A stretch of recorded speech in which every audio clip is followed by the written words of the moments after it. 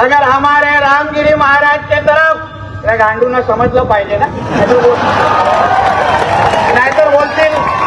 बोलतील ये तो मराठी में बोल के गया, मेरे को कुछ समझा ही नहीं, इसलिए तेरे को जो भाषा में समझता है ना वो भाषा में धमकी देके जा रहा हूँ। हमारे रामगिरी महाराज के खिलाफ अगर कुछ भी मस्ती तुम लोगों ने किसने भी की तो तुम्हारे मस्जिदों के अंदर आके चुन चुन के मारेंगे, इतना ध्यान में रखो। तुमको अगर तुम्हारी कौम की अगर चिंता होगी तो हमारे रामगिरी महाराज के खिलाफ कुछ भी बोलने का नहीं, वरना वो जवान हम लोग सही पे रखेंगे नहीं, ये तुम लोग याद रखना। नाही चालणार माझ्या देशामध्ये या सगळ्या गोष्टी आम्ही पाहतोय युट्यूबवर आणि सोशल मीडियावर कोण कोण आमच्या